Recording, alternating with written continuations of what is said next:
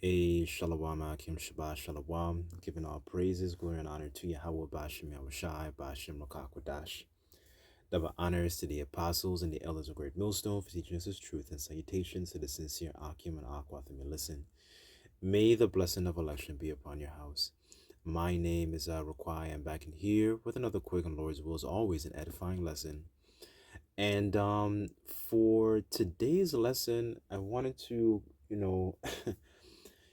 go through this precept that that's been on my mind in regards to he that teacheth his son, right? And you could equate that and think of it in the, I guess, in the physical sense, ultimately, like with a father, and a son, right? Which I might get an example of that, but I thought about it in a spiritual sense. It also can also apply in a spiritual sense, as us, being those children, being reunited, you know, um, back to the Heavenly Father through his son, right? And being instructed in those ways of righteousness, because, in the ways and the customs of this world, we learned things that basically, that were very displeasing, and now, that understanding has been opened up to be able to be instructed into understanding the things that actually are, that to learn the things that actually are pleasing, to our Father, right? To know the things that are pleasing, you know to basically be a sacrifice, and our sacrifice basically be a sweet smelling sacrifice. When you go into that, that sacrificial system, it was always about offering up a sacrifice that gives off that sweet smelling, that sweet savor, unto the Lord, as opposed to something that was displeasing, us understanding now in this time that we are the holy, acceptable sacrifice, right? So, this is something that's kind of been on my mind, and understanding why, you know, um, why the sun is so dangerous, in the spirit. But you see this in, I want to get an example of this, why a son was so dangerous for him to be, to be properly, basically instructed, and to understand, basically the ways of his forefathers, right? And this is something as a culture that, our people basically lack, because our sons are basically being taught by the mothers, and the mothers are being taught by, the state. They're being taught by, wicked vessels, right? And ultimately, there is no connection. That's why the scriptures say, as a matter of fact, I'll start off with this one.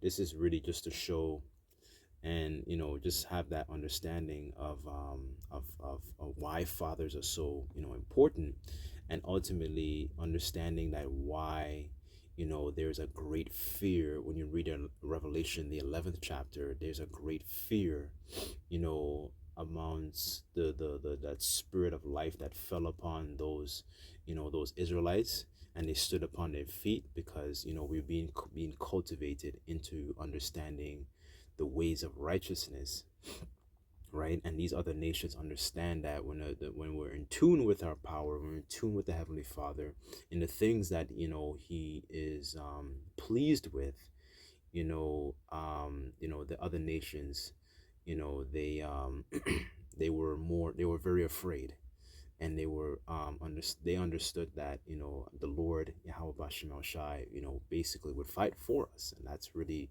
ultimately what we want, because we're basically in a predicament where we want the Lord to ultimately to fight for us, right? This is Job chapter 8, verse 8 here, and it says, "For I inquire, I pray thee, of the former age, and prepare thyself to the search of their fathers," right? So that, and when I think about it, more and more, it's so, it's very valuable, ultimately. We understand that we catch hell, and we go through moments, a lot of moments of suffering, but understanding that a lot of these um moments of suffering, there's always teachable moments that come out of it, right? As it says in the Hebrews, the 12th chapter, in return, in regards to no chastening seemeth to be joyous, but it yieldeth a peaceable fruit, right? When you go into that word fruit in the Greek there, it's basically it's karpos, meaning works and deeds. Excuse me.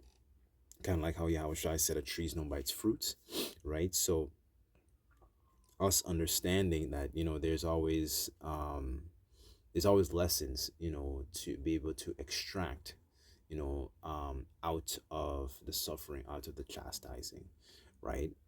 So and understanding, and this lesson is really to understand the value of fathers in the physical sense, yes, but understanding, like, the having basically having a guide. Let me get that, actually, in these times, right? Because that's really what's strongly needed is guidance. you know um this is Sirach 20, verse 32, and it says, necessary patience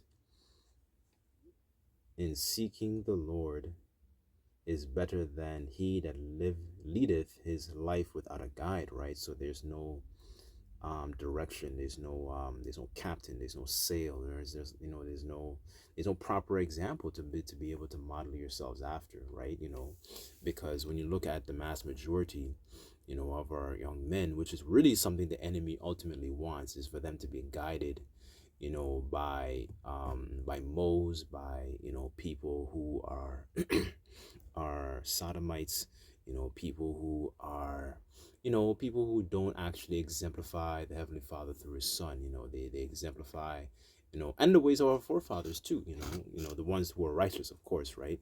you know um they don't actually exemplify uprightness, or this is again, that's basically how Jacob was created to be. We're really supposed to be, we're created to be upright, right? um so let me actually read that precept. I know I kind of went off on a tangent. This is Sirach chapter 30, verse 3, and it says here, he that teacheth the son grieveth the enemy, and before his friends he shall rejoice of him. Though his father die, yet he is as though he were not dead, for he hath left one behind like him that is like himself, right? So basically, he made a duplicate. The son was properly cultivated and properly brought up, trained, properly, to understand that he became basically a righteous duplicate, right? So yes, you can think about this in the physical sense, because I'm guessing for brothers who have children, you want your children, especially sons, to be modeled in proper ways after the way you conduct yourself, and ultimately, because we model ourselves after the way Yahweh Shai conducted himself and the examples that he laid out. You know what I'm saying? um this is verse 5, and it says here, while he lived he saw and rejoiced in him, and when he died he was not sorrowful, right? Because he wasn't, he was properly, he maintained, the ways that you instructed him by, right? And that's really what the scriptures is really. It's really, proper instruction, especially in this gross darkness, knowing the things to stay away from, because everything is kind of like up for grabs, and everything, you live in a society where everything is kind of like, what's the word I'm looking for? It's kind of like free for all. Like anything is kind of like anything goes, basically. You want to sleep with a farm animal, you can do that. You want to sleep with other men's wives, you can do that. It's just an environment that just that breeds sin. And what is sin? Sin is transgression, of the laws, right? And that's what keeps, and laws are something that actually maintains boundaries, right? And that's one of the things, fathers do. They set, boundaries, right? There's boundaries in regards to things that you can and can't do, right? Showing you how important, boundaries are. Like, I'll give you an example of that. When you read in Genesis, when the Pharaoh's wife tried to hit on Joseph, she started making some advances towards him, saying, lie with me. You know what I'm saying? Like, this was a married woman, trying to, make her sexual advances towards Joseph. But Joseph he knew in his mind, okay, boundary, boundary, boundary. Okay, this is not something I'm going to cross. Ultimately, he suffered, he suffered for it, being falsely accused, right? But the point really is that he had that mind frame that, okay, this is not right, showing you that prior to the Levitical priesthood and during the time of Moses, the laws before their time. Speaking about Moses and Aaron, the laws were something, the customs, the culture was passed down. It was oral. It was just something that we would just, it was just something that was just in us, right? But where was I? This is verse 6. And it says here, left him he left behind him an avenger against his enemies, and one that shall requite kindness to his friends, right? So, he understood. Basically, he gave his son the blueprint to understand the assignment, the task at hand. You know what I'm saying? Knowing who to trust, and knowing who to, repay that kindness to, and knowing who to actually execute that vengeance to, right? And that's something that the heathen strongly, you know, are basically afraid of, because we're basically being taught, as children, ourselves, we're being taught and understanding who our enemies are, understanding, basically the Psalms 83, that chapter of knowing who our different enemies are and never to trust them, right? We understand that, especially Esau, because our people strongly trust their enemies, right? And that's something that gets them into trouble. The scriptures say, who shall pity a charmer that is bitten by a serpent? You know what I'm saying? So this is what happens when you trust, your enemy. This is what happens when you place your confidence within these heathens, especially Esau, right? So that's one of the reasons, there is such a great fear of the men of the Lord, the prophets, waking up, having that spirit of life coming back, entering into them, you know, after that 3.5 days, or that 350 years, where the bulk of basically the lot of the slaves came to America from 1619 to 1620, right up until 1969, where our elders, Abba Bivens, basically to basically, as it says in Malachi, the turning. Let me see if I can just read it real quick. I don't want to mess it up.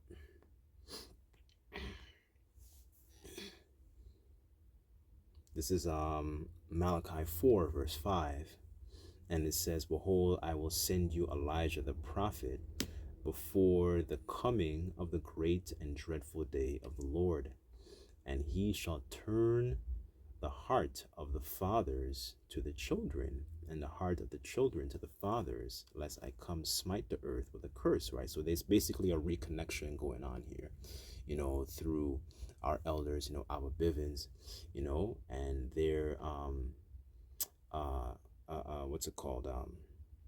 They're the men that that came after, successors that came after them, right? And there is basically a turning of the hearts, back, basically back to the Heavenly Father, right? And through our apostles and elders on down, we're essentially, we're in this captivity, and we're remembering ourselves, and we're acknowledging our affliction. I'm sorry, acknowledging our transgressions, and we're basically, we're remembering ourselves, and we're putting away the filthy, detestable, idols, the practices of this world. All right. And that's one of the things that's so dreadful amongst, that's very fearful, I should say, amongst the heathen, right? um, and that's another thing also here. It says, it says children, because children ultimately, need guidance, right? um, Let me get an example of that in Kings. I want to read this a little bit. This is First Kings chapter 2, verse 1, and it says, in the days of David drew nigh that he should die, he charged Solomon. So basically, he gave Solomon a burden, or basically it's like a responsibility, saying, Solomon his son, saying, I go the way of all the earth, be thou strong therefore, and show thyself a man. Keep the charge of the Lord thy power, and walk in his ways, and keep his statutes and commandments and judgments and his testimonies that are written in the law of Moses, that thou mayest prosper in all that thou doest, whithersoever thou turnest thyself, that the Lord may continue his word which he spake concerning me, saying, if the children of Israel, if thy children take heed to their way, and walk before me in truth with all their heart and with all their soul, there shall not fail thee, said he, a man on the throne of Israel. Moreover, thou knowest also what Joab the son of Zeruiah did to me, and what he did to the two captains of the host of Israel, unto Abner the son of Ner, and unto Amasa the son of Jether, whom he slew, and shed blood of war in peace, and put the blood of war upon his girdle that was about his loins, and in his shoes that were on his feet. Do therefore according to thy wisdom. So, basically King David is on his I don't want to say he's on his deathbed, but he's in his moments where he's about to pass. So he's basically giving Solomon his final moments, right? So he's properly giving them that instruction of, okay, this is the 2 cents, this is what happened, right? Because remember, King David, he was a musician, but he was also a man of war, right? He was very, very skilled. He was very he was very, very versatile, I'll say it like that, right? But he strongly exemplified a sentiment of righteousness, and being even in situations where, okay, he could have gotten his vengeance upon King Saul, but he chose not to do it. So he upheld a certain level of integrity, and understood that a lot of these situations that we was in, it was very spiritual. It was a test of character, right? So um this is verse 6. I want to read down to 7, and it says, oh yeah, verse 6, do therefore according to thy wisdom, and let not his whorehead go down to the grave in peace, but show kindness to the sons of Barzillai the Gileadite, and let them be of those that eat of thy table, right? So he's making sure he's okay, this is what happened with these people. Remember to show kindness to these people, right? And that's basically kind of like, you know, um, the ways things were done basically in the ancient times, like how you dealt with people. Because remember, back in the ancient times, you didn't really have like a resume, like when you apply for jobs today. The a person's name, carried a tremendous amount of reputation, how you dealt with certain people, or even how certain people dealt with you.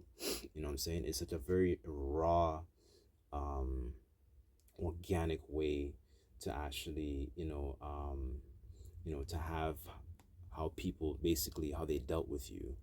You know, the scriptures talk about how what's it called? A good name basically is kind of like precious ointment, to roughly paraphrase, right? Because a good name can go a long way. And what's when you go into the etymology of that word name, it refers to it refers to like a reputation. So what is this person's reputation like? You know what I'm saying? And a good example of this, if you watch the show, what's that show called? Game of Thrones, one of my favorite shows. There's a family within the show that always had a very good reputation for paying back debts. You know what I'm saying? For brothers or sisters that have actually seen the show, it's a very, very, very, very good show. It shows the more ancient way of how we dealt with each other back in the ancient times, or in that time probably be more like the Dark Ages. But the point pretty much still is the same, right? Let me just finish this here. First Kings 2:8. Sorry, verse 7. I'll read it. Let's read it over again. And it says, "But show kindness unto the sons of Barzillai the Gileadites, and let them be of those that eat of my table.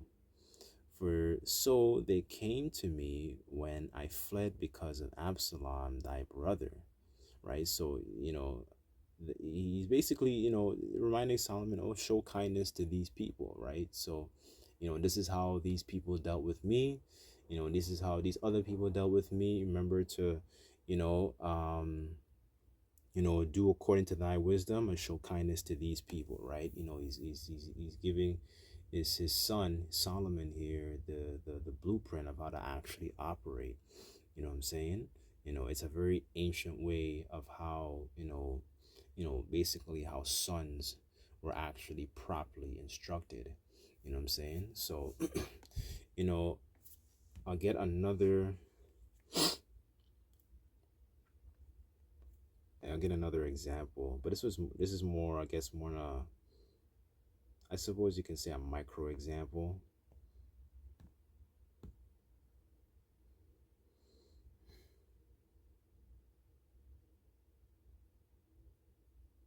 This is Tobit chapter 4, and it says verse 5, and it says, "My son, be mindful of the Lord your power, Yahweh Bashmel Shai, all thy days, and let not thy will to be set to sin or to transgress his commandments." Right? So Tobit is basically giving his son here the spiritual 2 cents, like how they say in the world. I'm gonna give this. I have this is my 2 cents on this, or how they say what's that? I wanna drop some game on you. I wanna drop some game on you. You know what I mean? So, you know what I'm saying? You know what I mean? Like like how you get something like how you might have like an older you know male figure or something that's trying to drop some game on how to get this how to get this nice baddie and all this type of stuff. Like this is basically you know this is wisdom on or counsel or 2 cents, you can say, that surpasses that, like giving him the counsel of how to actually please the Heavenly Father, the Lord who created everything. You know what I'm saying? Right? So how much more valuable is that, that wisdom? You know what I'm saying? So it says here, "But do uprightly all thy life long, and follow not the ways of unrighteousness." Right? And this is something that is very, it shows you the also another avenue, the importance of why fathers are strongly needed, especially you know um to the backbone of a nation. They're strongly needed. And ultimately, a lot of us may not actually have children per se, but our apostles and prophets, bishops and elders, they serve as basically spiritual fathers in a sense as well. Think of it as that actually are turning our people's minds back to the Lord, right? And it says here, for thou deal truly, thy doings shall prosperously succeed to thee, to all them that live justly. right? And this is complete opposite to what a lot of our people learn, because in the scriptures it talks about how people are wise to do evil and to do good. They don't know. Basically they don't know, to roughly paraphrase. They know the things that are wicked, to do, but to do things that are actually pleasing, offer up that sweet smelling sacrifice, they don't know it. They don't know it, when it comes to, especially if it comes to like taking another man's woman or stuff like that. That's one of the things that people are very excellent at doing. You know what I'm saying? So it says here, verse 7, and it says, give alms of thy substance, and when thou givest alms, let not thy eye be envious, neither turn thy face from any poor, and the face of the Most High shall not be turned away from thee, right? So, just to show you again why that proper instruction, for sons are strongly needed, for the development of a nation, right? So, um, I'll end the lesson right there. The chapter, the whole book is pretty much, is really good. Tobit even gives his son some more counsel, towards the end, right? When he gets his eyesight recovers. But it shows you the importance of why fathers are ultimately strongly needed for the spiritual health of a nation, right? So I just thought I would just just discuss this. This is something that's kind of like been on my mind, especially as somebody who's never actually grown up with a father, in a sense, right? I used to have a friend in the world. He used to have, you know I used to spend a lot of time with him. He was from Colombia, and I used to be kind of annoyed sometimes because he had this friend, and his friend was such he had a father that was like, that paid a lot of attention to him, and that used to bother me, a lot. That he had a father that actually cared about him, and he was just, he's a Jake. He was just rebellious. He was just annoying. But anyways, not enough about me, but it's just something that's kind of been on my mind in regards to why there essentially is a great fear, of that spirit of life entering back into, a bulk of our people, and there's a fear amongst the heathens, I should say. you know and we're learning to actually, be the way we're supposed to be, right? Right. So I'll leave the lesson there, but Lord's will, this lesson was just quick, edifying. Just like to give all praises, glory, and honor to Yahweh Bashim Shai. Until next time, I say Shalom.